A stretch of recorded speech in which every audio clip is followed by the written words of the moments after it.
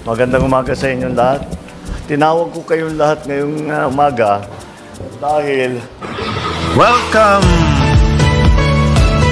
to Romis Update Channel. May nagpaalala sa akin na tatlong buwan na ang nakalipas mula nung aking SONA na ating sinimulaan ang pag-imbestiga tungkol sa mga anomalous na flood control project. Kaya't ito ay ang aking report sa taong bayan kung ano na ang mga pangyayari mula nung SONA ko at kung ano na ang ginagawa. Dahil siyempre marami dito sa ating ginagawa ay hindi na isa sa publiko. At kaya't nagtatanong ang tao, ano na ba nangyari mula nung SONA? Kaya't isa-isay natin at I will just go through the main points and we will provide you with a briefer with a more detailed explanation after the press conference. No? Meron naman tayong prepare na mas detalyado dito sa aking sasabihin ngayon. So, mula nung matapos ng 2 linggo mula ng SONA, binuksan na natin yung sumbong sa Pangulo website para makareport ang taong bayan na diretso sa akin.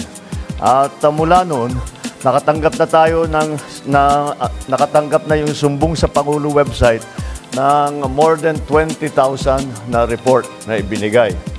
Kaya't marami po sa ating mga naimbestigahan na ay hindi po namin malalaman kung hindi nyo sinumbong sa amin. Napakahalaga ng impormasyon na ibinibigay ng taong bayan sa ating pamahalaan na madaming impormasyon na hindi namin makukuha kung hindi sa inyong sumbong. Kaya't ipagpatuloy po ninyo yung inyong pag-report sa amin kapag meron kayong nakita na dapat tignan, dapat imbestigahan, dapat pag-aralan. Noong Agosto ay personal kong na-inspeksyon ang mga iba't ibang flood control project. Napunta ako sa Iloilo, nakapunta ako sa Kalumpit at saka sa Baliwag. At doon maliwanag ay na isang mga halimbawa ng mga flood control project na hindi tinapos o ghost project talaga, hindi man naumpisahan at naging basehan ng ating pagtuloy-tuloy na pag-imbestiga. Noong September 2, nakumpiska ng Bureau of Customs ang 13 luxury vehicle ni Diskaya at dahil sa irregularity sa importation at sa documentation. Itong mga luxury vehicle na ito ay i-auction na. Ang pagkaintindi ko, merong 7 na i-auction next week at saka susunod na yung iba sa susunod na ibang linggo. Sa office naman ng Ombudsman, ano yung ating ginawa para pananagutin itong mga may gumagawa ng kalokohan? Sa office ng Ombudsman, nakapag-refer na ng reklamo ang DPWH. Galing sa DPWH ito noong September 8 dahil sa mga irregularidad sa 5 proyekto base sa Special Audit Report at Fraud Audit Report ng COA. Mula sa ahensya ng DPWH First District Engineering Office, ang mga sangkot dito sina Henry Alcantara, Bryce Hernandez, JP Mendoza, Paul Jason Duya. Ang mga kinatawan naman sa mga kontratistang kasabwat nila ay sa St. Timothy Construction, Wawaw Builders at saka Sims Construction Trading.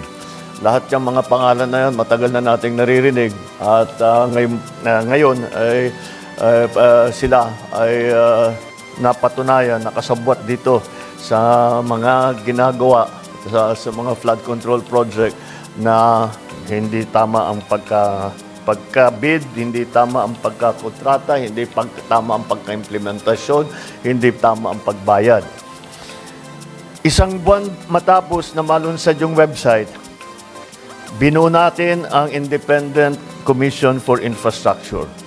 Dahil nalaman natin matindi ang sistema ng korupsyon, hindi lang sa flood control project, kundi pati rin sa ibang proyektong pang-infrastruktura ng gobyerno, kaya ginawa po natin yung ICI. Yung ICI na yan ay para imbestigahan lahat ng infrastructure projects na kailangan tignan dahil may question kung tama ba ang pagkagawa. At ipapagpatuloy ng ICI yung kanilang na tuloy-tuloy naman ang trabaho ng ICI. Kung maalala ninyo, ICI is investigative. So tuloy-tuloy ang kanilang investigasyon. Kung ano yung finding nila sa investigasyon nila, ipinapasa nila sa DOJ at saka sa Ombudsman. Sa parehong araw, nagsampa ng kaso ang DPWH sa Ombudsman laban sa 20 opisyal ng DPWH ng Bulacan First District Engineering Office at 5 pribadong individual dahil sa paglabag sa anti-graft and corruption practices